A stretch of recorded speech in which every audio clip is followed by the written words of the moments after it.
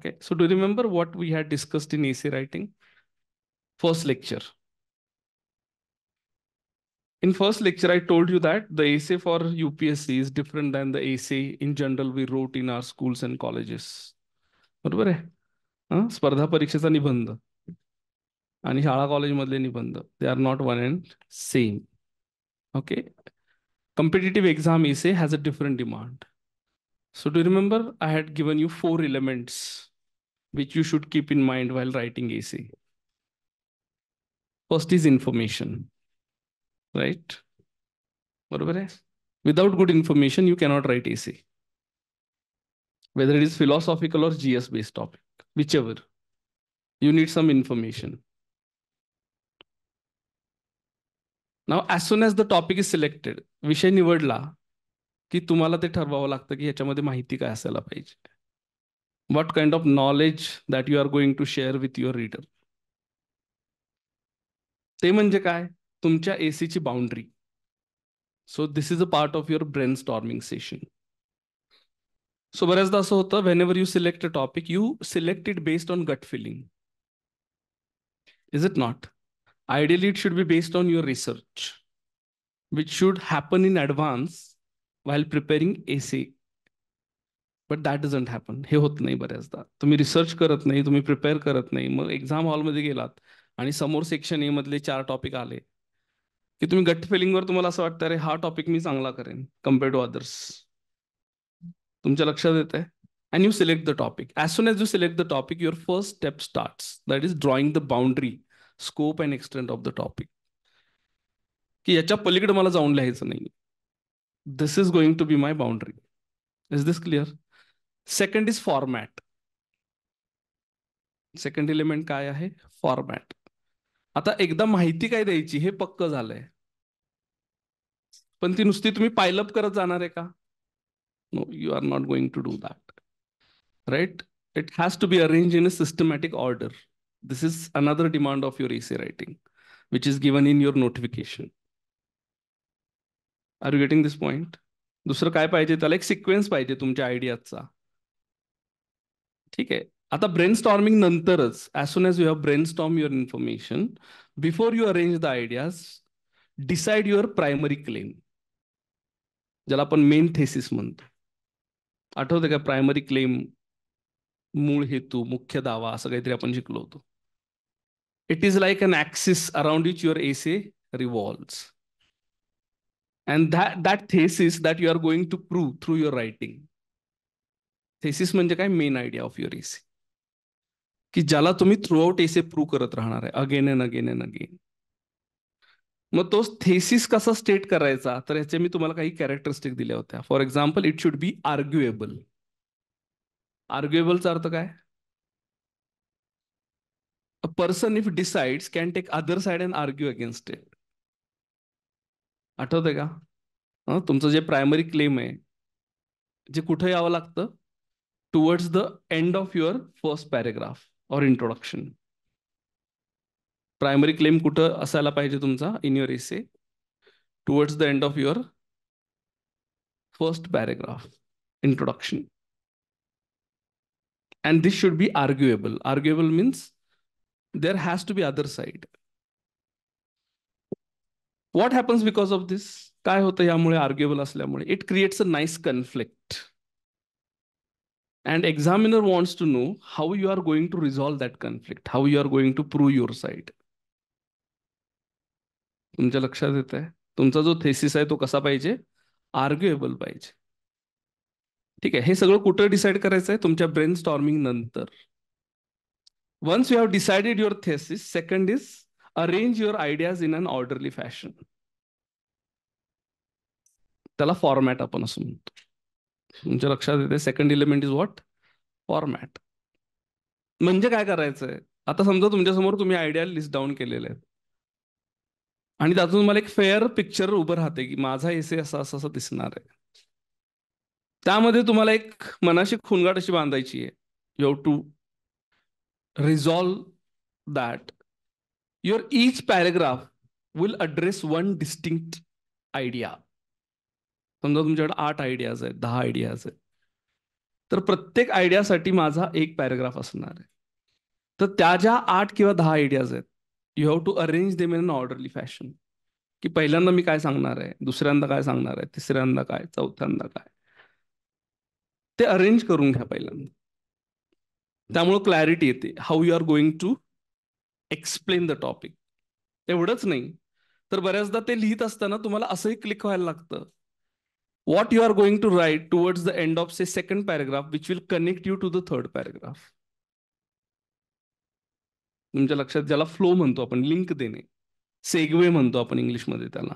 Smooth transition from one paragraph to other paragraph. Paragraph should not appear like disconnected islands. तर हे सगळं तुमच्या फॉर्मॅटमध्ये झालं पाहिजे. फॉर्मॅटमध्येच you need to decide structure which is relevant to the demand of the topic. So structure आपण काही टाईप बघितले, आठवते का तुम्हाला? एक टाईप आहे comparison and contrast structure. For example, if the essay topic is democracy is the best form of government, so it implies comparison with other forms of government. तुमच्या लक्षात येत आहे? समजा टॉपिक असा आहे, the destiny of a nation. No, it is not comparative politics. You can bring comparison, but main structure ही is cause and effect. Why cause and effect? Because education is the cause and effect is what? Nation building, destiny of the nation. So as soon as the topic is given to you, you should be able to understand its structure. ते सगळं फॉर्मॅटमध्ये होणार आहे. कोणतं structure वापरायचं आहे, ideas कशा arrange करायचे आहेत. त्यानंतर थर्ड एलिमेंट आहे लँग्वेज ॲबिलिटी. हे रिव्हिजन आहे, I am not telling you anything new. त्याच्यानंतर मी तुम्हाला जे सांगणार आहे that is going to be actual exercise. Language ॲबिलिटीमध्ये काय बघितलं जातं? Clarity of thought and expression. Clarity of thought and expression, की तुम्ही जे म्हणणार आहे ते समोरच्याला किती क्लिअरली कळणार आहे, किती नेमक्या शब्दात कळणार आहे. त्यासाठी एक्झॅक्ट वर्ड्स काय पाहिजेत, एक्झॅक्ट फ्रेजेस, इडियम्स, कोट्स पण येतात त्याच्यामध्ये. So putting quotes in your essay has to be an organic exercise. ऑर्गॅनिकचा अर्थ माहिती आहे ना, natural. It should not look like artificial, far fetched, उगाच लावायचा संबंध म्हणून लावलेला आहे. That should not happen in your essay. So लँग्वेजमध्ये हे तुम्हाला कन्सिडर करायचं. एकदा आयडिया अरेंज केल्या की प्रत्येक टॉपिकसाठी तुम्ही काय सांगणार आहे त्याचा क्लॅरिटी काय असायला पाहिजे. आणि last point is originality of the candidate. त्या एसेमध्ये तुमचं असं काहीतरी आलं पाहिजे which cannot be given by anybody else. And this comes out of your life experience. तुमच्या आयुष्याची जी शिदोरी आहे आतापर्यंतची, the way you have lived offers you a tremendous opportunity to show your originality. पण हे सगळं ऑन द स्पॉट सुचत नाही. That you need to keep in mind and that is the intention of this workshop. Okay, कारण ही जी theory आहे ही काही फार मोठी नाहीये, फार नाहीये लाईक अदर सब्जेक्ट्स. तुम्हाला माहिती आहे आपल्याला 6-7 लेक्चर खूप होतात to complete the orientation of essay. त्यानंतर जे सुरू होतं दॅट इज ऍक्च्युअल रायटिंग. पण बऱ्याच जणांना हे जे एलिमेंट सांगितलेत ते त्यांच्या प्रॅक्टिसमध्ये येतच नाहीत. Most of the time the essay writing that happens is impulsive. इम्पल्सिव्हचा अर्थ माहिती आहे ना, जसं येईल तसं लिहायचं. प्लांट एसे ज्याला आपण म्हणूयात, दॅट डझंट हॅपन. त्यामुळे स्ट्रक्चर्ड ऑर्गनाइज्ड थॉट प्रोसेस तुमची दिसतच नाही. Examiner is clueless about your thought process. तुम्ही नॉलेज तर दाखवताय पण त्याच्यामधून तुम्ही काय विचार करताय हे समोरच्याला कळत नाही. तुमच्या आयडियाज, तुमचे views, how you justify it. After all your essay has to be reflection of your personality, simple. पण ते प्रतिबिंब दिसतच नाही. त्यामध्ये जास्तीत जास्त काय दिसतं, तुम्ही जीएस किती चांगलं वाचलेलं आहे, तुम्ही पेपर किती चांगले वाचले, पण त्याच्यावर तुम्हाला रिस्पॉन्ड कसं करता येतंय दॅट यू डोंट नो. आता साधं उदाहरण घेऊ, कालचा पेपर वाचला किती जणांनी? कालचा न्यूजपेपर बघा, हात तर कमीच आहेत.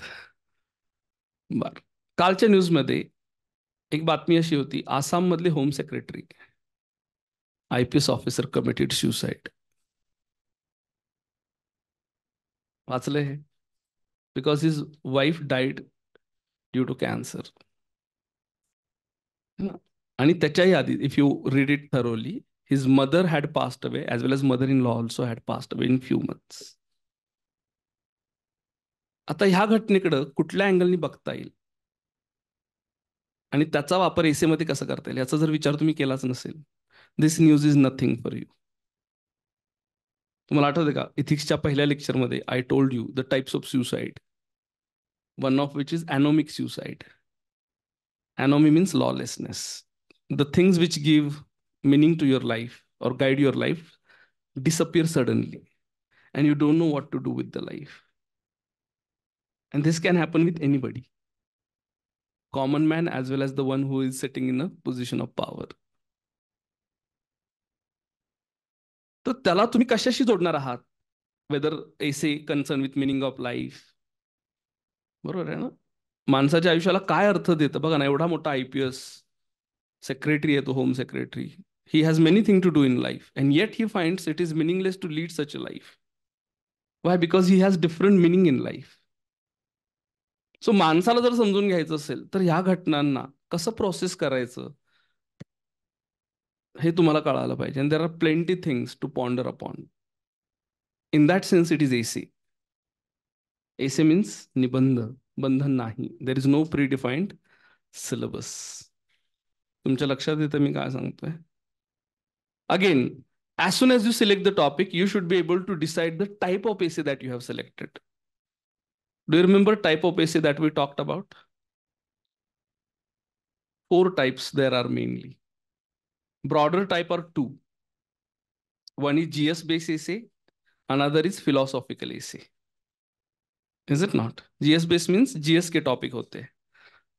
And those recurring topics are 7. Do you remember? I had given you a list of 7 topics: education, women empowerment, polity, public administration, Indian economy, Indian democracy, society, culture, science, tech, and IR. These are the 7 GS-based topics on which recurring essays are asked. And 8th is philosophical, quote-based. Is it not? In philosophical, there are 2 types of essays. Do you remember in philosophical, we talked about different types of essays? Philosophical, आज होने वाला है अलग session philosophical के लिए, ठीक है? In philosophical essay, one type which is often asked is metaphorical essays, where topic uses metaphors like, ships are safe at harbor, but this is not what for they are made for. So ship is a metaphor here. Second is topic based on philosophical framework, where there may be or may not be a metaphor. For example, in this topic, even though there is metaphor, there is also a framework known as teleology. Why? Because teleology talks about purpose of a thing. Why thing happen? Are you getting my point? And some essay, philosophical essays are purely quote-based. Purely quote-based, ज्याला आपण सुविचार असं म्हणूयात. They are like motivational quotes, where you cannot fit them into particular philosophical framework or metaphor. Are you getting this point? Yes. So as soon as you select the essay, you should be able to pin down its type. Is it GS-based? Is it philosophical? In philosophical, is it quote-based? Is it metaphorical? Is it philosophical framework? Again, there are 4 different types of essay. Do you remember? One is descriptive essay, where you have to describe something. And descriptive essay has different demand. What is different demand? If you want to excel in descriptive essay, you need 3 things. One is creative aspect of writing, to be able to explore idea creatively. And that demands second element, language ability. Because without a good language ability, you cannot be creative in expressing the same thing which others are going to do. And third is ability to look at the ideas through many lenses. Are you getting the point? Yes. And such topics are asked rarely. Second top style I told you is narrative style. Do you remember narrative style? where you have to create a story. And through the story, you are going to communicate your main point. So when you are selecting that style, it should have character, it should have plot, it should have setting. So I have given you the name of the book to be read, Sophie's World. It is written in narrative style. And it is not everyone's cup of tea. म्हणजे काय, प्रत्येकाला जमेलच असं म्हणता येत नाही. कथनात्मक निबंध त्याला आपण म्हणतो मराठीत. कथा सांगणे आणि त्याच्या थ्रू तुम्हाला पॉइंट कम्युनिकेट करायचं. But not everyone can do that. Is this clear? Third and which is commonly asked type is expository essay. एक्सपॉजिटरीचा अर्थ काय मराठीमध्ये? वैचारिक निबंध. वैचारिक निबंध म्हणजे there are 4 steps in which you are going to explain the essay. आठवतात का त्या 4 स्टेप्स कोणत्या आहेत? Yes. First is investigating the main idea of the essay. पहिली स्टेप काय की ज्या ऍक्च्युली यामध्ये काय करावं लागतं? What do you want, do are expected to do in this type of essay? You have to prove the topic how it is true. एक्सपॉजिटरीमध्ये काय करावं लागतं? ऑलरेडी स्टँड घेतलेला आहे, तुम्हाला तो प्रूव्ह करायचा आहे. Like destiny of a nation is built in this classroom. Yes, you have to prove how it is true. You cannot counter it. So how it happens? First, investigating the main idea of the essay. Second, when you investigate, you have to evaluate the evidences which support the your argument. तुमच्या लक्षात येत आहे? You have to go through the main idea of the essay. You have to put the evidences in front of the reader, evaluate them. Third is present in the idea. तुम्हाला जे म्हणायचं ते पण present करता आलं पाहिजे. And closing the essay with final arguments. ह्या 4 step through एक्सपॉजिटरी एसे जे कॉमनली विचारले जातात, that you need to write. आणि लास्ट टाईप आहे तो म्हणजे आर्ग्युमेंटेटिव्ह एसे. त्याला आपण मराठीमध्ये म्हणतो विश्लेषणात्मक निबंध. Now in this type the side is not taken, you are given freedom to choose the side. For example, असा एक केस येऊन गेलाय, कोऑपरेटिव्ह फेडरलिझम मिथ और रियालिटी.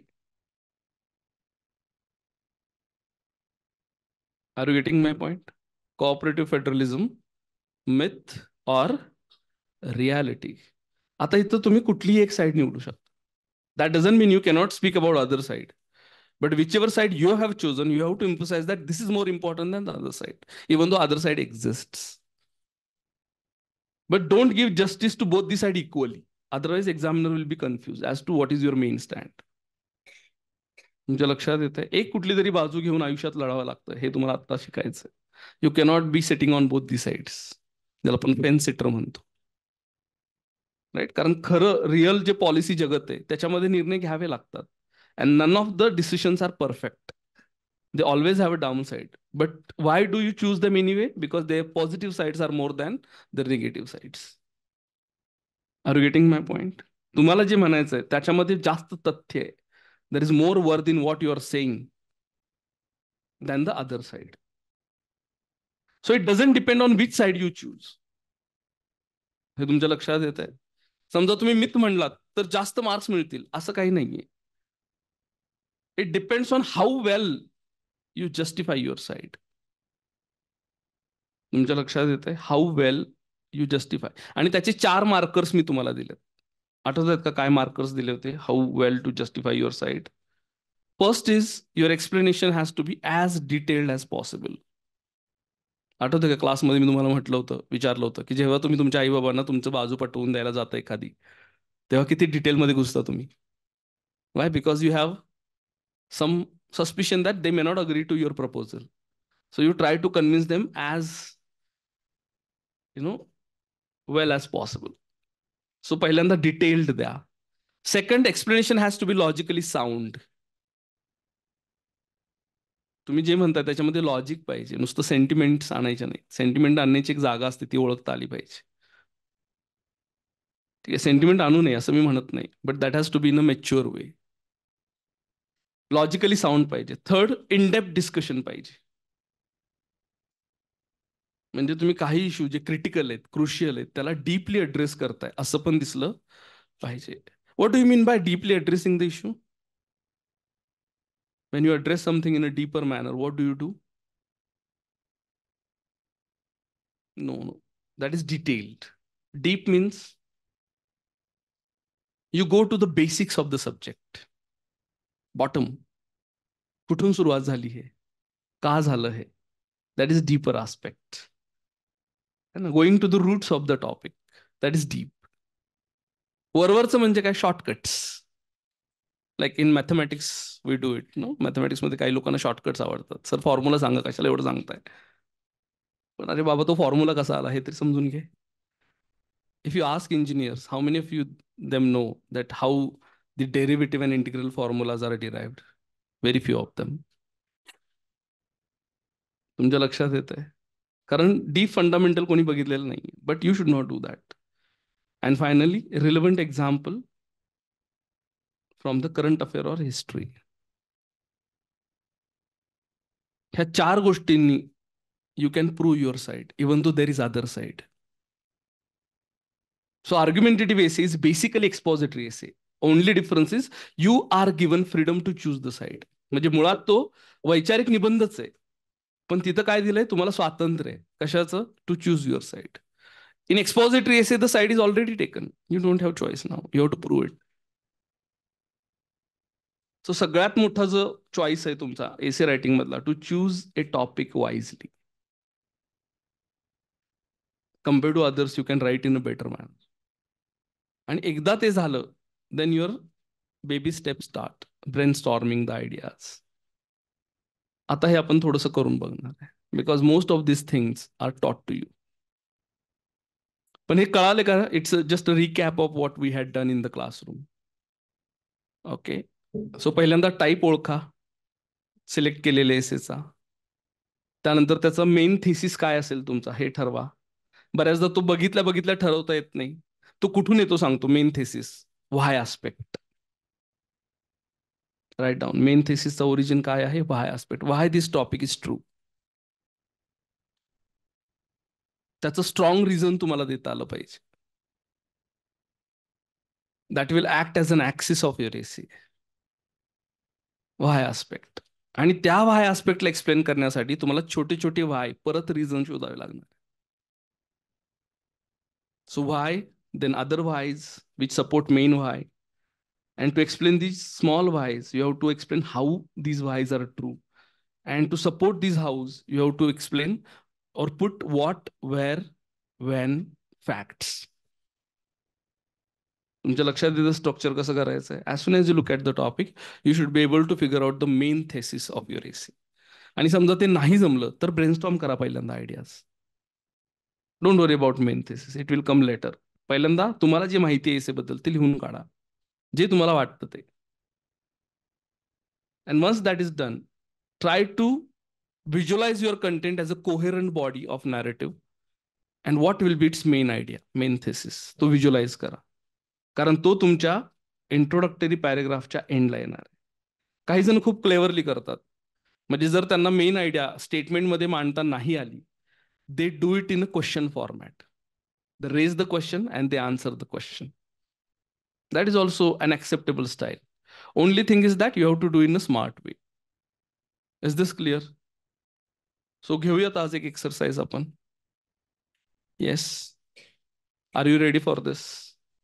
कारण किती मी तुम्हाला थेअरी सांगितली, जोपर्यंत ती प्रॅक्टिसमध्ये येत नाही तोपर्यंत तिचा तुम्हाला फायदा होणार नाही. Shall we start? Okay, good. These are the 4 topics given to you. Read them and decide which one you are going to write. आता थोडंसं केअरफुली बघा and ask yourself which essay topic can you give justice to. Essay selection or topic selection is not an easy exercise. Sometimes you may get confused between 2 topics. So बघा बरं, ठरवता येते का आधी? पहिला तर आउट ऑफ क्वेश्चन आहे. मी तुम्हाला सूत्र सांगितलंय, do remember? Less the number of words, more tough is the topic. Second पण चॅलेंजिंग आहे. Do you find it easy? That's not easy. Grace is the beauty of form under the influence of freedom. मुळात ग्रेसचे डायमेन्शनच आपल्याला माहित नाही.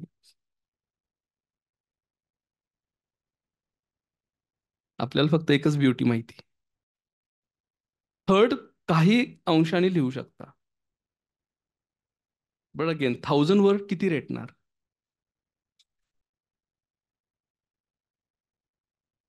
तुमच्या लक्षात येतं ही thought process मनामध्ये सुरू असते. Whenever you read all the topics, instinctively you choose the topic. So most of us what we would select? Fourth. Go ahead. आता तुम्हाला ब्रेनस्टॉर्म करायचं आहे. I give you 5 to 6 minutes. Visualise करा की ह्या एसेला 1000 वर्ड मध्ये न्याय द्यायचा आहे. What will be your main points?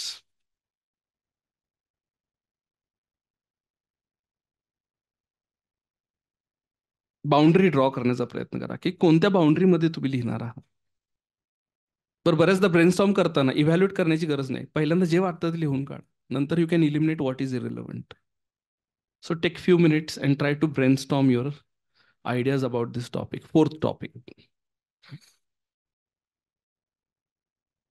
Wisdom is not the product of schooling, but of the lifelong attempt to acquire it. त्याचा अर्थ कळालाय तुम्हाला टॉपिकचा? शहाणपण हे शालेय शिक्षणातून येत नाही. तर कधी येतं? जेव्हा तुम्ही आयुष्यभर ते प्राप्त करण्याचा प्रयत्न करतात तेव्हा. Now first figure out the main thesis. Why aspect. नाही जमलं तर ब्रेनस्टॉर्म करा, त्यातून निघेल. तेही नाही जमलं तर you raise the question and try to answer it.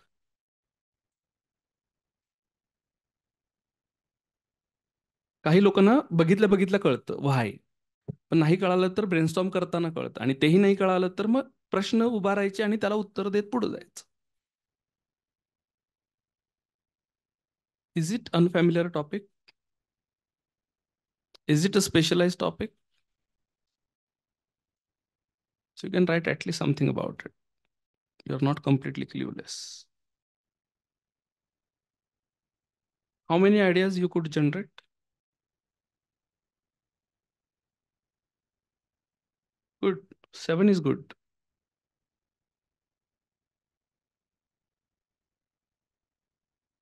Minimum 7 need to be there. Now, if you are not able to generate ideas, ask questions that will give you idea. Ask questions surrounding the topic. For example, why wisdom is not the product of schooling? And point out the reasons. You may find some answers. For example, someone might say, schooling is more like scholastic or academic exercise rather than practical application of knowledge. Huh. So raise question, find the answer. And those answer can be statement of your each paragraph. Now, for example, if I make a statement, most of the schooling that happens today is more like academic in nature rather than imparting practical skills. To prove that point, you have to write one paragraph. Someone may say that most of the schooling teaches you those things which are irrelevant today.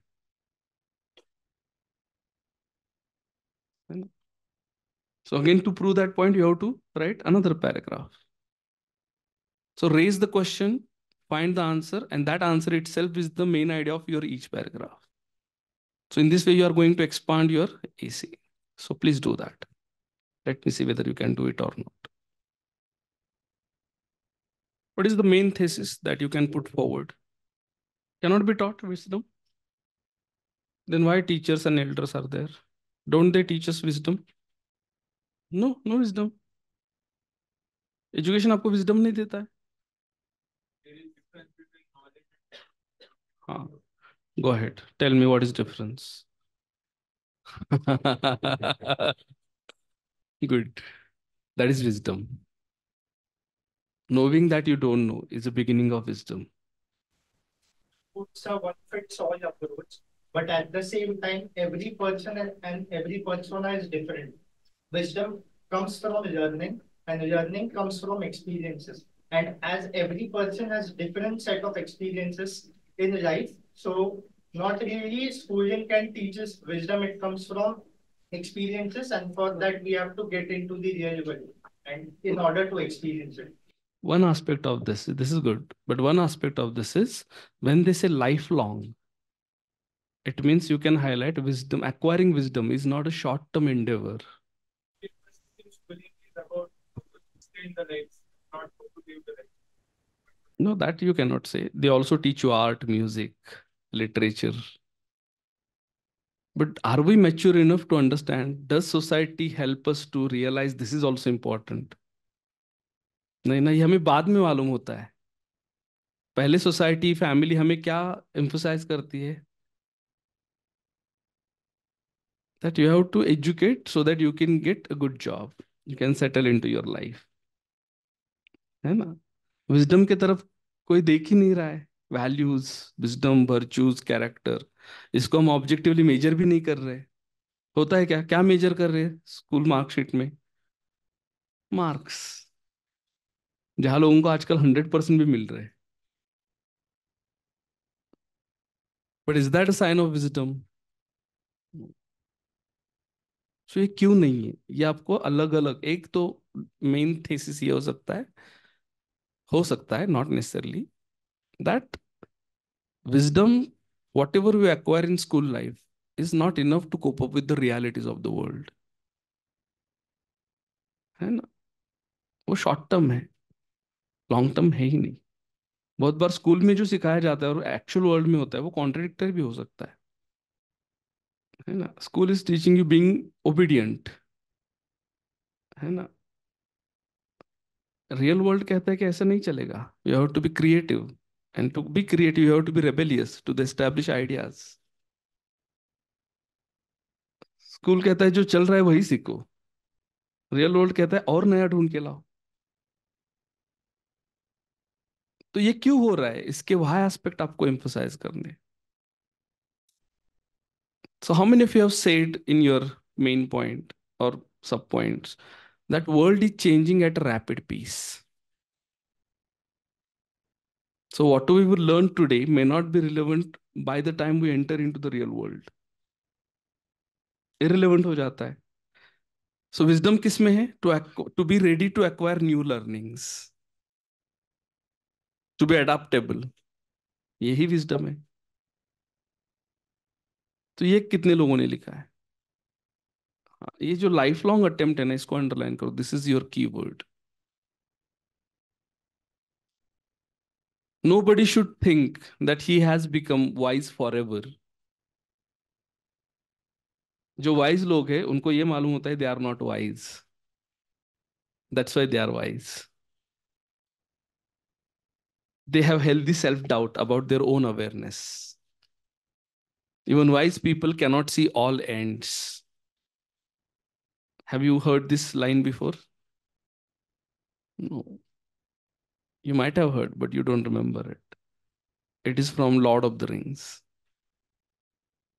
When Gandalf the Grey says to Hobbit, even wise people cannot see all the ends, and that is why they are wise. They are ready to deal with the uncertainties of life. That's why they are ever ready to learn new things. वो कभी हमेशा ऐसे नहीं सोचते आज मुझे मालूम हो गया तो yes I am wise for ever. No, ये भी एस्पेक्ट आपको उसमें डालना है. एंड स्कूलिंग में ये बहुत बार नहीं सिखाया जाता है. Schooling assesses you based on your definite body of knowledge, है ना? मैथमेटिक्स में 10 चैप्टर पढ़ दिए, उसके ऊपर प्रॉब्लम सॉल्व कर दिए, यू आर टॉपर. लेकिन जो लोग अडाप्टेबल है, जो लोग क्रिएटिव है, जो लोग नई चीजें एक्सेप्ट कर सकते हैं, उनको कभी ऑब्जेक्टिवली मेजर नहीं कर रहे. And that is why wisdom is not the product of schooling. क्योंकि स्कूलिंग के लिमिटेशन समझ में आ रहा है आपको. So what could be the points that you can write upon? Let me give you some of the list. You may add और modify it. First, introduction. Introduction में क्या होना चाहिए? Importance of education in human life, है ना? You cannot deny the importance of education. है ना। Introduction में क्या होना चाहिए आपका मेन पॉइंट?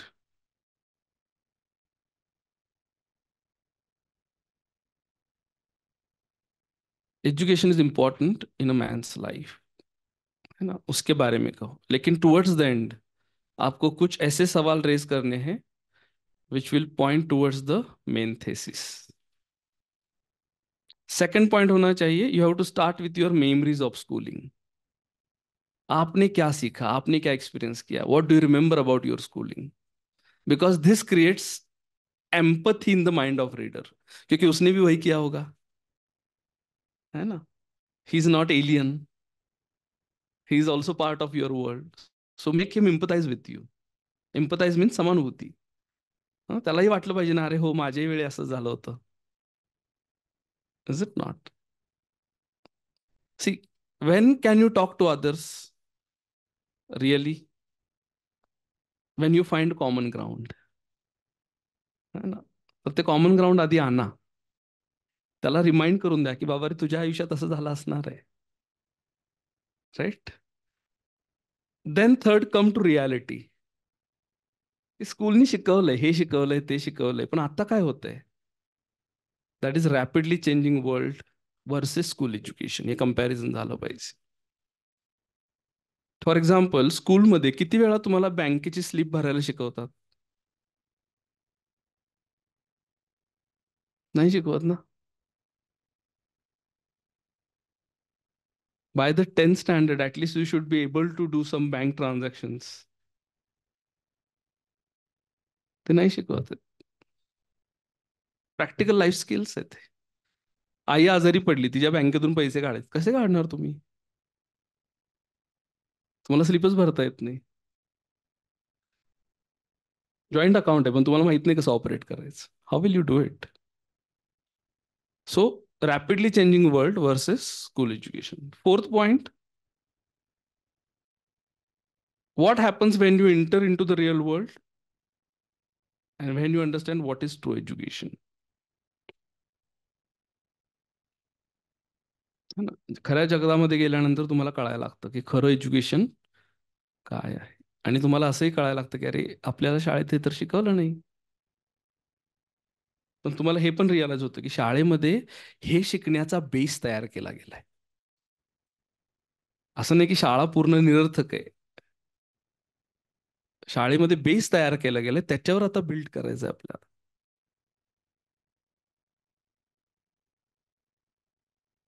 आणि ते शिकता शिकता तुमच्या असं लक्षात येतं की wisdom is not short term Endeavour. तुम्ही वाईज व्हायला लागता, पण तुम्हाला असं पण कळतं की एकदा वाईज होणं पुरेसं नाही. You have to be alert all the time. तर ह्या प्रत्येक पॉइंटला तुम्हाला एक एक पॅराग्राफ लिहिता येईल, किंवा आर्ग्युमेंटचा एक पॅराग्राफ, एक्झाम्पलचा एक पॅराग्राफ, असं you can have more than 10 or 12 paragraphs.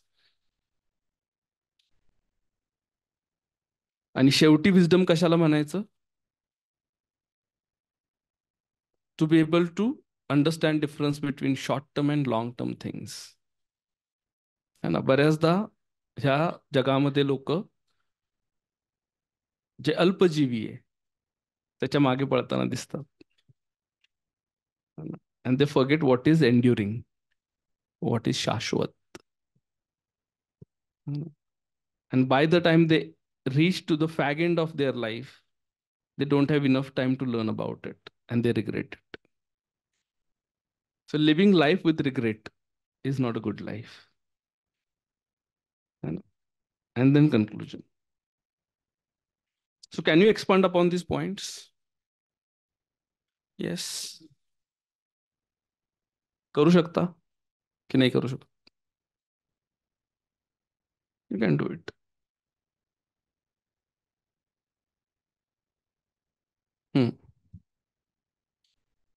करू शकता ना, वाय नॉट. पण त्यामध्ये तुम्हाला एज्युकेशन का महत्वाचं आहे हे सांगता आलं पाहिजे. There are different styles of introduction, but this is merely philosophical essay. GS based nahi hai. So your story should be geared towards what? The main message. Hmm.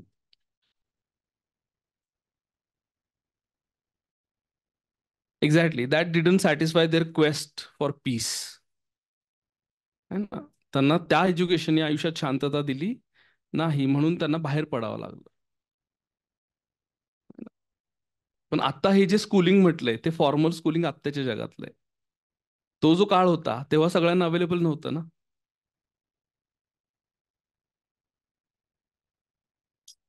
ते नंतर येणार आहे, लगेच येणार नाही.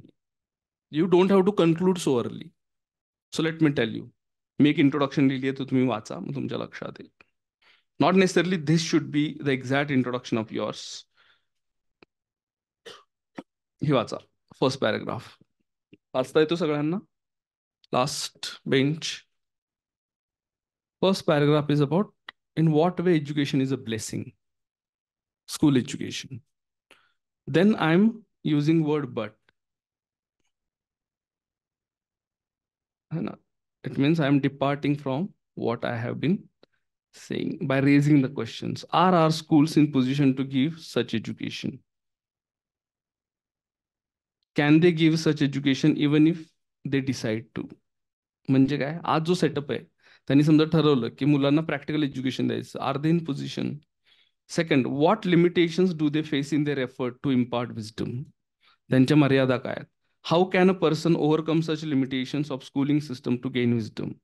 Once we debate all these questions, we will be able to understand how a person can make lifelong attempt to acquire wisdom. So what I intend to do, I intend to give answers to these questions throughout essay. तुमच्या लक्षात येते? So thinking like this can shape your thought process. आता तुमचे प्रश्न असेच असायला पाहिजेत, not necessarily. You can raise different question as long as they address the main idea. Is this clear? Now second point I talked about school experience. वाचा बरं जरा, बघा एम्पथाइज होता येते का. As soon as someone mentions the word school, all our school time memories come back rushing and flooding our mind. Our teachers, the prayers we used to say, the discipline that we were made to follow, the way we used to greet our teachers, and the celebrations of our national days, then the exam days and preparation preceding the exams, the rewards and punishment that we had received, all such memories act as reminders of our precious time that we had spent in learning valuable things in our life. So don't you recall what you had transpired in your school? Yes. Next, these places of learning teach us the importance of discipline, humility, friendship, truthfulness, teamwork, and sense of responsibility. They sometimes also try to impart us practical skills like art and crafts, machine repairing skills, carpentry, and so on. But now I'm taking objection. But yet, such schooling appears to be not enough to take on the challenges that modern world throws at us. So I have taken a stand now. Schooling मध्ये काय मिळतं हे सांगतोयच, पण ते पुरेसं नाही हे पण सांगतोय. And this keyword is connecting me to second paragraph, that is modern world. ह्या लाईन मध्ये एक्झामिनरला कळायला पाहिजे की पुढे तुम्ही काय बोलणार. So you are going to talk about modern world and its challenges. So what is the challenge in modern world? It is ever changing now, and that too at fast pace. होतंय ना असं, एक technology जाऊन लगेच दुसरी येते. तुम्ही एक शिकताय ना शिकताय तोपर्यंत दुसरे शिकावं लागतं. And many more things are there. So modern world is changing at a rapid pace.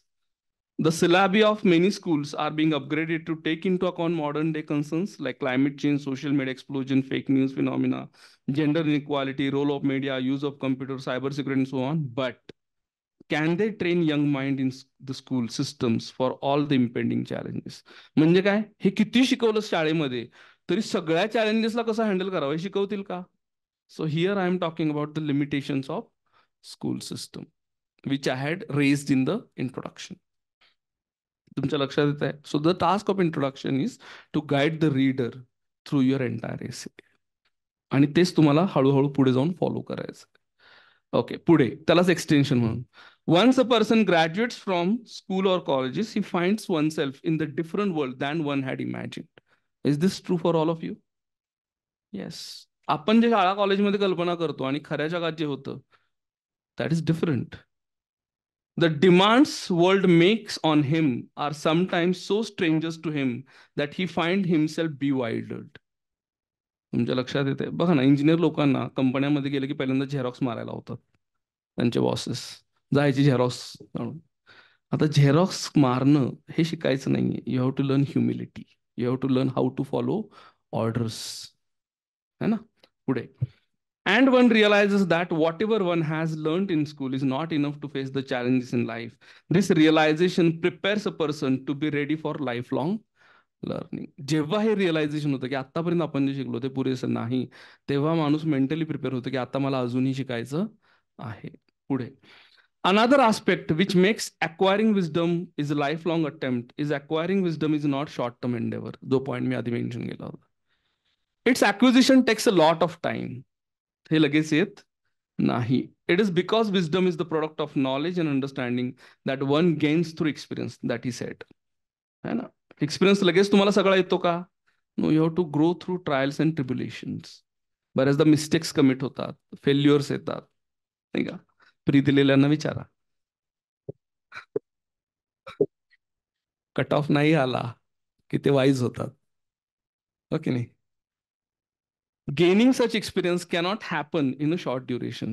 Therefore, a person has to be mindful and patient about this aspect of gaining wisdom. मग तुम्ही घाई गडबड करू शकता का वाईज होण्यासाठी? No, you have to be patient. You have to be observant. Sometimes the real wisdom also lies in learning from others. तुमच्या लक्षात येत आहे? आजूबाजूच्या लोकांना बघून सुद्धा शिकणं, that is also wisdom. Even though you may not have experience, you can learn from others' experience. More a person cannot, more over म्हणजे काय, ऍडिशन करतोय मी आता, cannot have a complacent attitude about wisdom. Complacent म्हणजे काय हो? समाधानी वृत्ती. That means he cannot assume that he has become wise forever. Rather attitude that, आता मी सॉक्रेटिसचं कोट देतोय, I know one thing that I know nothing, exemplified by Socrates, can keep him humble and alert to the changed situation around him. Such humility keeps him grounded to reality and he continues to learn and enrich oneself from time to time. तुमच्या लक्षात येते? So सॉक्रेटिसचं coat आणून मी सांगतोय की wisdom येणं हे लगेच होत नाही, फॉर एव्हर होत नाही. You have to be alert and grounded to the reality. The societies and individuals that have focused on continuous updating of one's knowledge have emerged relatively more successful in handling emerging challenges than those societies that have shunned learning and acquisition of new knowledge. आता इथं मी उदाहरण दिलं नाही, but here scope to give examples. For example, progressive societies versus regressive societies. किंवा अशा society जिथे poverty, hunger, inequality जास्त आहे compare to other societies where human development is at high level. तुमच्या लक्षात येत आहे? One more thing is to be noted that wisdom doesn't always bring success. आता मी विजडम आणि सक्सेस ह्यातलं रिलेशन पण दाखवतो. काय रिलेशन आहे बघा. आता यातून तुमच्याकडे काय विजडम आहे हे एक्झामिनरला कळणार. In person's life, it is because success depends on many factors, such as having relevant knowledge and skills, the level of preparedness, the availability of resources, to be able to avail opportunities available, and so on. However, wisdom can help a person to handle failures with right attitude and responses. म्हणजे success दरवेळी येईलच असं नाही, पण समजा failure आलं तर त्याला हँडल कसं करायचं, that also is the outcome of wisdom. Rather than getting frustrated and upset by setbacks, one learns to learn from mistakes and then prepares oneself for further similar challenges. This demands an attitude of learning from one's mistake, and this can come only when a person decides to be a student forever. म्हणजे काय, तुमच्याकडे हा mindset असला पाहिजे की मला सतत शिकायचं आहे, तरच तुम्ही फेल्युअर पासून शिकाल. नाहीतर काही लोक पाहिलेत का फेल्युअर रिपीट करतात. Same mistake is committed again and again. It means they are not learning from their mistake. So acquiring wisdom is a choice. It is not an automatic product of experience. आता तुम्हाला जे counter द्यायचं होतं त्यांना, तिकडे लक्ष द्या, तुम्हाला जे काउंटर द्यायचं होतं ते इथं देऊ शकता. की तुम्ही असं म्हणू शकता की wisdom is not automatic thing that happens to a person. It is a choice that person makes. म्हणजे सगळ्यांना एक्सपिरियन्स होतो, ते सगळे वाईज होतात असं म्हणता येत नाही. तुम्ही त्या एक्सपिरियन्स पासून काय बघताय, काय शिकताय, आणि म्हणून हा डेलिबरेट अटेम्प्ट आहे हे पण तुम्हाला सांगता आलं पाहिजे. Now I am moving towards conclusion. Wisdom is also about realising that, शेवटचा पॉईंट मी जो लिहिला होता कन्क्लुजनच्या आधी, that some things last for short time and bring temporary pleasures, while some things bring long-term benefits. Such benefits cannot be taken away from person easily.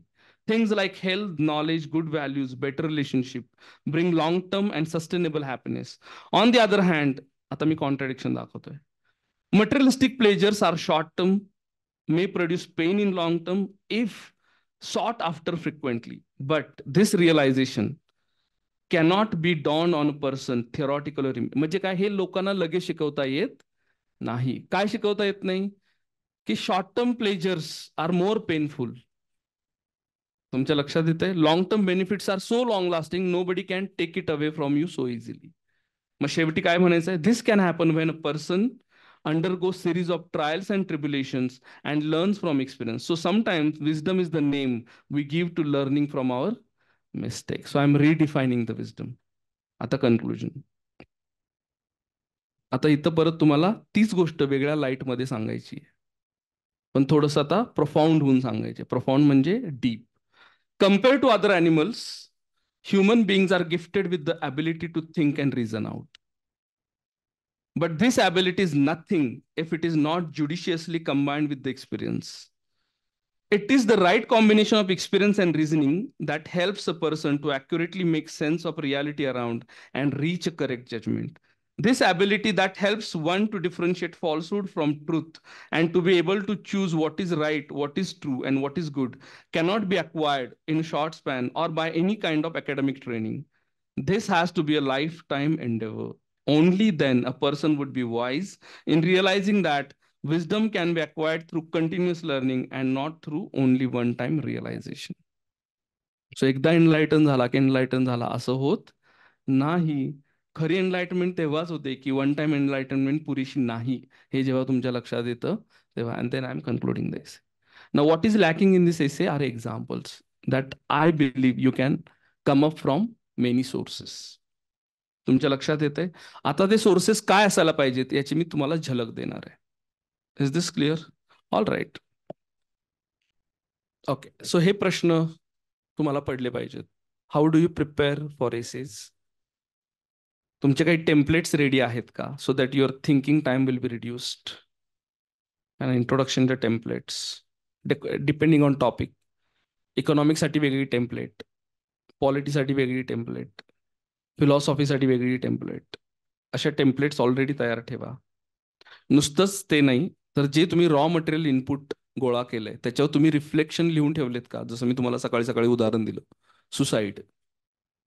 So तुम्हाला काय वाटतं त्याच्याबद्दल लिहा ना. It has to be part of your preparation. नुसतं वाचून सोडू नका. Any idea, anything that you come across is worth including essay. फक्त तुम्ही त्याच्याकडे तसं पाहायला हवं, हे लक्षात घ्या. तुमच्या लक्षात येते? आता ते Hyderabad baby selling racket,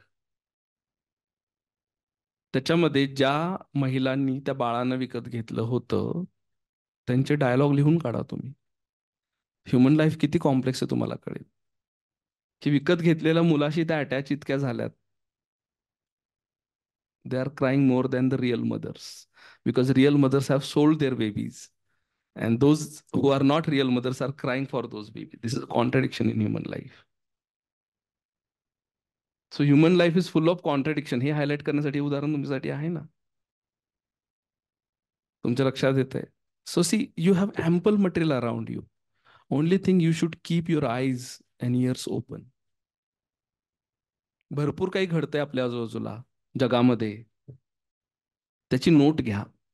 then you are doing right thing for essay. Simple reading selective books is not going to be enough. कारण एक्झामिनरला हे नको आहे. तुम्ही बघा ना, जे टॉपर आहेत त्यांचे एसे का चांगले आहेत? कारण त्यांनी फक्त बुकिश पॉइंट्स त्याच्यामध्ये टाकलेले नाहीत. They have written from web series, cinema, poetry, literature, news events. आता तुम्ही हिस्ट्री वाचताय तर सगळं हिस्ट्रीतूनच आणणार आहे का तुम्ही? नाही ना. आणा ना, पण ते असं नुसतं बुकिश नको वाटायला. It has to be organic, natural outcome of your narration. तुमच्या लक्षात येतं? तर रॉ मटेरियलवर तुम्हाला हे करायचं. आणि जे तुम्ही प्रिपेअर केलंय रॉ मटेरियल, त्याच्यावर रिफ्लेक्शन लिहिलेत, ते तसेच नका ठेवू. You get it check from your teachers. ते तुम्हाला अजून चांगला फीडबॅक देतील की ह्याच्याकडे वेगळ्या तऱ्हेने कसं बघता येईल. तुमच्या लक्षात येते. So don't prepare in isolation. Seek feedback from your teachers. Okay, so मी तुम्हाला काही उदाहरण देतोय.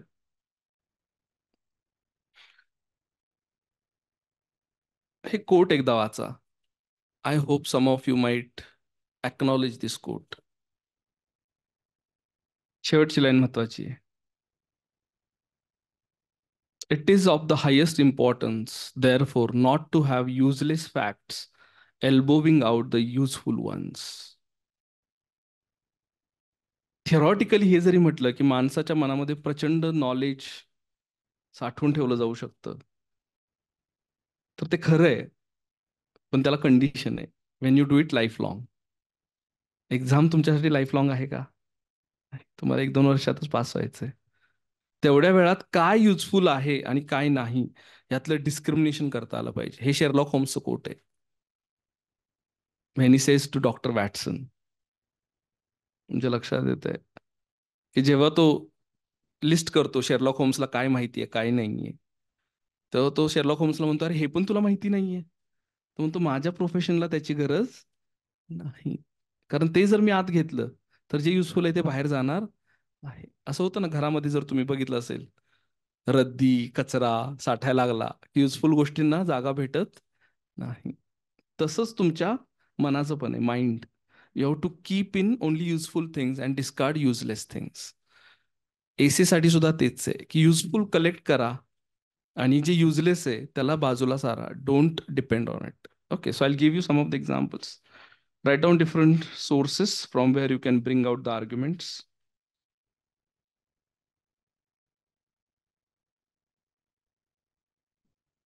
पहिलं आहे ऑफकोर्स बुक्स, पण अकॅडमिक नाही नुसते. स्टोरीज पण आहेत. फॉर एक्झाम्पल एसोप्स फेबल्स, इसाप नीती, Panchatantra, right. Even this Vikram Betal. They also teach you certain wisdom.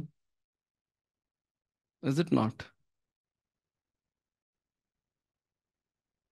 मला एक आठवती स्टोरी, आय टेल यू.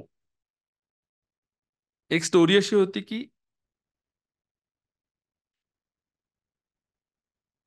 एक राजकुमारी होती आणि तिचं लग्न करायचं होतं. स्वयंवर हा प्रकार असतो तेव्हा.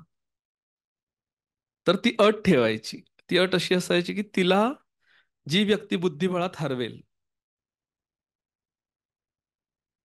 तिच्याशी ती लग्न करणार. मग ज्या राजकुमारांना बुद्धिबळ माहिती असतं अशी विविध राज्यातले राजकुमार येऊन तिच्याशी चेस खेळत असतात. पण तिनं शिक्षा पण दिलेली असते त्याला की पहिल्यांदा हरला तर काय, परत कंटिन्यू केलं दुसऱ्यांदा हरला तर काय, तिसऱ्या, असं शेवटच्या असलेल्या शिक्षा असते मृत्यूदंड. आणि सेकंड लास्ट स्टेजला असते आजीवन कारावास. तुमच्या लक्षात येत आहे? तर बरेच जण आजीवन कारावासाची राऊंड आला आणि हरले की गिव्हअप करतात, म्हणतात जिवंत तर राहू. तुमच्या लक्षात येत आहे? पण एक राजकुमार असा असतो की जो शेवटचा राऊंड पर्यंत खेळायला तयार होतो. And then she says I will marry him. आता मेसेज कळाला का यातून काय? The person who is ready to sacrifice one's life is worth having company. Simple. So how to identify people? You can learn through stories. Stories आहेत. Novels वाचल्या असतील तर नॉवेलला काही रायटर प्रिफेस लिहितात, ते पण वाचत जा. त्या प्रिफेसमध्ये they convey you their understanding of human life and human behaviour. If at all you are interested, and see, many of you have done it already. You have to just consolidate it by revisiting it. मी नव्याने करा असं म्हणणार नाही, because the time constraint is there. But if at all you have done it, consolidate it. For example, Harry Potter वाचलं असेल, Lord of the rings वाचलं असेल, hobbit वाचलं असेल, you must go through it once again and acquire the quotes from there. Matrix सारखा cinema पाहिला असेल, ग्लॅडिएटर्स web series पाहत असाल, they are worth having in your AC. त्यानंतर आहेत statistics. Don't forget them. Okay, ते आर इम्पॉर्टंट ऑफकोर्स. पण त्याचे सोर्सेस आधीच पिन डाऊन करा. जिकडून येईल तिकडून घ्यायचं असं ठरवलं तर पहिलं कोट लक्षात ठेवा. सगळं तुम्ही घेऊ शकत नाही. You have to be very selective because you cannot remember each and every statistics. So आधीच ठरवा की काय घ्यायचंय आणि काय नाही घ्यायचंय. ठीक आहे. फॉर एक्झाम्पल सेन्ससचं स्टॅटिस्टिक्स पाहिजेच तुमच्याकडं. सेन्सस, लास्ट सेन्सस देट इज स्टील रिलेव्हंट, कारण अजून नवीन आलेला नाहीये. NFHS सर्वे पाहिजेच तुमच्याकडे. इकॉनॉमिक सर्वे मधले महत्वाचे statistics like GDP change over a period of time, contribution of each sector, employment scenario. तुमच्या लक्षात येत आहे? हे महत्वाचे स्टॅटिस्टिक्स आहेत तुमच्याकडे. त्यानंतर डिफरंट इंडायसेस पब्लिश होतात. ते इंडायसेस पाहिजे तुमच्याकडे. Corruption perception index, is of doing business index, gender inequality index, press freedom index, असे बरेच इंडेक्स तुमच्याकडे असायला पाहिजे. त्यानंतर कोट्स गोळा करा. That is a good source of justifying what you are saying. कोट्सला टार्गेट करा तुम्ही depending on the topics that are frequently asked. त्यानंतर आहे Sanskrit stanzas and shloka because they are heritage. मग संस्कृतमध्ये उपनिषद, भगवद्गीता, सुभाषित, काही श्लोक मनुस्मृतीमधले पण चांगले आहेत. असं सिलेक्टिव्ह तुम्ही घ्यायला लागा. अँड शेवटी cartoons commenting on current affairs. Draw नाही करायचंय, डिस्क्राईब करायचंय. ठीक आहे. So I give you some examples.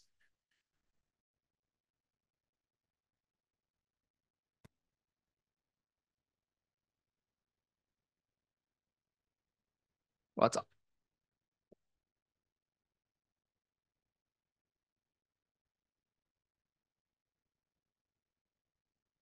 Is it not visible? नाही दिसत आहे. Okay, I'll read it for you. It's a description from a preface of a novel. Another uncle, Thashaman, a terrible miser, changed all the money he had made from the sale of areca nuts and coconuts he cultivated into gold coins and stored them in a copper vessel which he buried in the compound. Towards the end of his life, this uncle became insane. Having forgotten where exactly he had buried the gold coins, he began to run around with a spade and digging up the earth. Now, this has a profound meaning. काय आहे की आपण आपले valuable विसरतो आणि नंतर ते आपल्याला सापडत नाहीत. आणि जेव्हा ते सापडत नाहीत, मिळत नाहीत, वी बिकम इनसेन. तुमच्या लक्षात येत आहे? असे बरेच गोष्टी आहेत ज्या तुमच्या वाचनात ऑलरेडी आल्या असतील. ओके.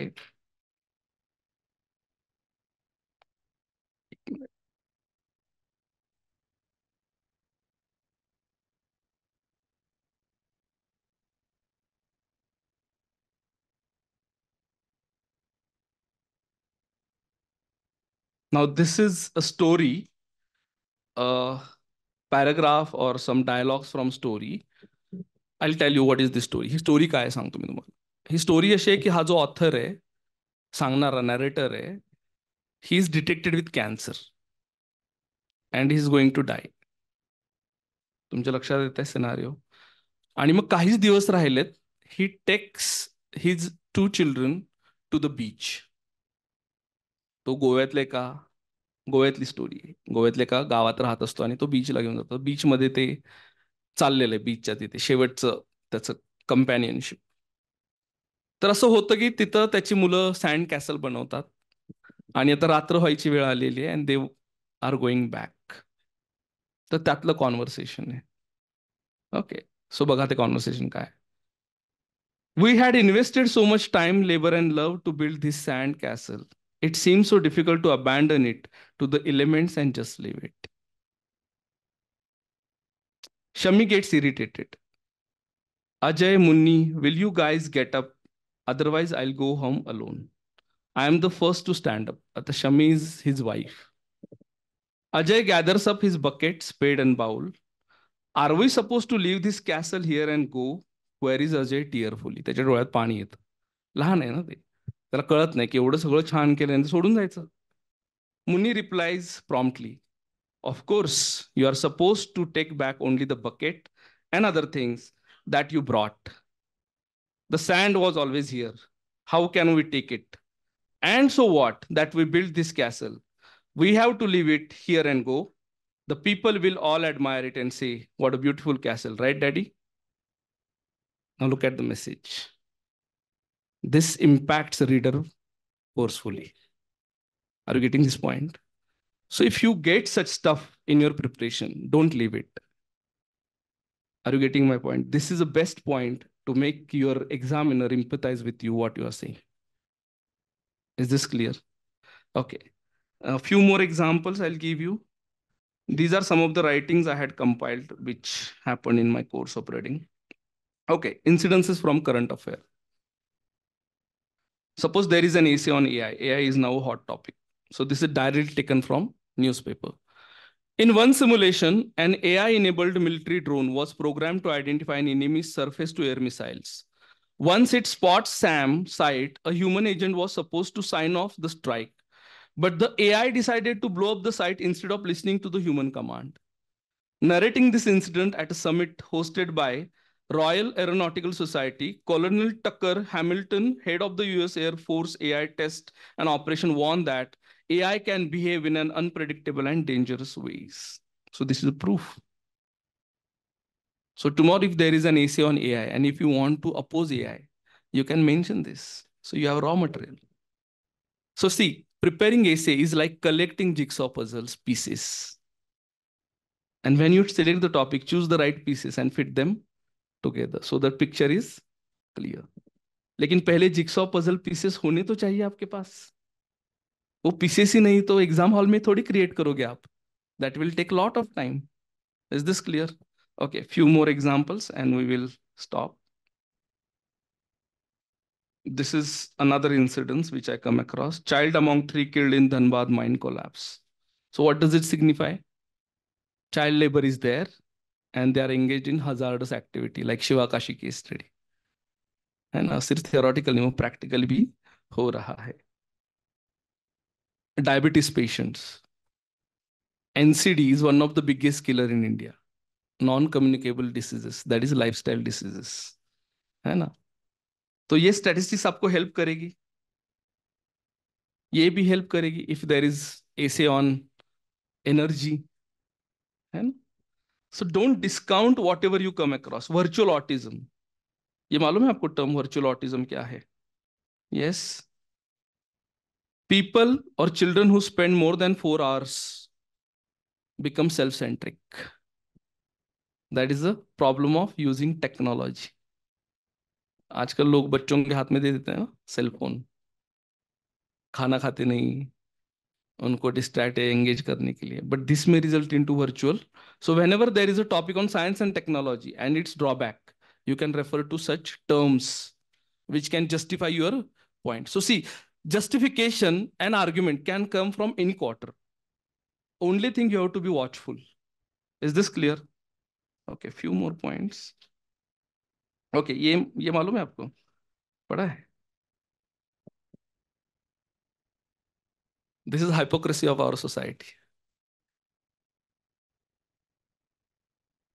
अगर न्यूली वेड को कॉन्ट्रासेप्टिव गिफ्ट भी दे दिए तो क्या प्रॉब्लम है? Haven't you heard unmet needs term? No, haven't you heard? लिखो ये unmet needs. इंडिया में इतनी पॉवर्टी है, people cannot even afford contraceptives, and poverty leads to population explosion. आपको मालूम है ना ये? तो इसमें इतना करने की कोई जरूरत नहीं थी. It is rather good gift. लेकिन कॉन्जर्वेटिव एलिमेंट छोड़ेंगे नहीं आपको. okay.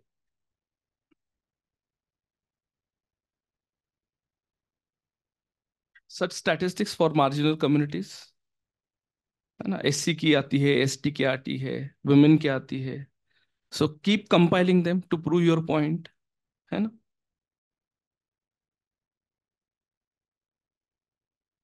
ये भी स्टैटिस्टिक्स देखो, India sees reduction in stunting but wasting obesity remains concern. So कुछ पॉजिटिव है, कुछ निगेटिव है ना? Okay, few more. Okay, shlokas. ये भगवत गीता से, युक्ताहार विहार से युक्त चेष्टस्य कर्मसु युक्त स्वप्नावबोध से योग भवति दुःखा। मीन्स बैलेंस होना चाहिए हर एक चीज में, तभी आपको योग मिलेगा, है ना? हार्मनी।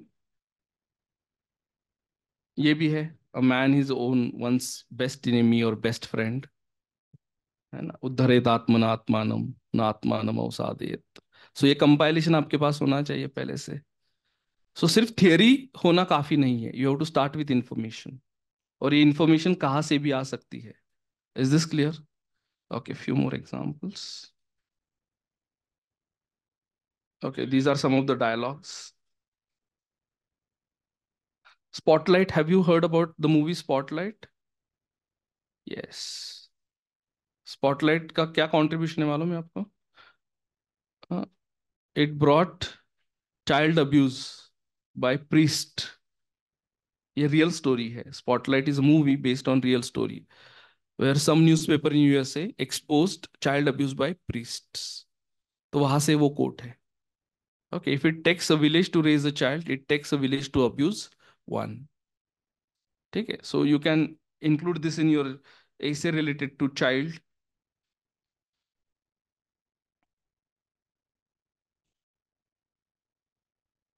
ये डायलॉग देखो, last 2 points. This is dialogue in the movie the post. Okay, तो वो जो द वॉशिंगटन पोस्ट का जो लॉयर है, वो कह रहा है, Roger Clarke, if the government wins and we are convicted, the Washington Post as we know it will cease to exist. So जो मेन एडिटर है द पोस्ट का, वो कहता है कि well, if we live in a world where the government could tell us what we can and can not print, then the Washington Post as we know it has already cease to exist. है ना? आपको समझ में आ रहा है? His touching upon core ethos of the media. So media के बारे में अगर कुछ ऐसे आ जाए, तो आपके लिए ऐसे कुछ dialogue and raw material. So see, you can anticipate the topic. Hot topic अभी आपको मालूम है ना? GS base at least. फिलोसॉफिकल तो एंटिसिपेट नहीं कर सकते, but at least GS base you can anticipate and you can collect the relevant raw material so that you can stand out from the others.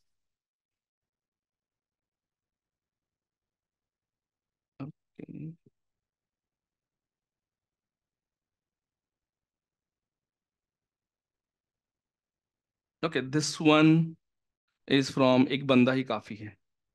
Have you heard about this movie एक बंदा ही काफी है? आसाराम के ऊपर वो वेब सीरीज है ना? So in that, this story is narrated in the court that why Shankara couldn't forgive Ravana, है ना? तो उसमें 3 तरह के पाप का डिस्क्रिप्शन दिया है। वन विच इज अनइंटेंशनल, है ना? सेकंड विच इज सीवियर, है ना? अपहरण, अत्याचार, खून, माफी होते पण खूप मुश्किलीने। अँड थर्ड इज महापाप, where you exploit the beliefs of others. रावणाने काय केलं होतं? साधूच्या वेशामध्ये जाऊन सीतेचं अपहरण केलं होतं। सो साधू हे अपहरण करतात, हे उदाहरण त्यांनी घालून दिले ना? सो साधूंबद्दल जो बिलीफ आहे सोसायटीचा, तो तिथंच नष्ट केलाय। आणि अशा चुकीला माफी देता येत नाही, हा डायलॉग आहे। Okay, so you can argue की काय माफ करू शकतो, काय नाही, हे सांगताना you can use this point, है ना? Forgiveness is one of the best virtue, पण you cannot forgive everything. Are you getting my point? आणि म्हणून इंडियन क्रिमिनल जस्टिस सिस्टम मध्ये रेअरेस्ट ऑफ रेअर कॅटेगरी त्यांनी ठेवलेली आहे। आणि म्हणून ते कॅपिटल पनिशमेंट अजूनही देतातच, कारण सगळंच फॉरगिव्ह करता येत। So you can connect this story to this argument that why we should retain capital punishment. Are you getting this point? So लक्षात घ्या, निबंध म्हणजे बंधन नाही। जितना डायवर्स हो सके उतना डायवर्स हो जाओ, but make a deliberate attempt. All right? Okay, guys, I think this is enough. This is high time for you to have a break. We will meet again for philosophical essay topic, है ना? तब तक आपके दूसरे subject चलते रहेंगे according to your batch. Thank you for your patient listening. I hope I will share this material with you through portal, है ना, so that you can compile similar other material.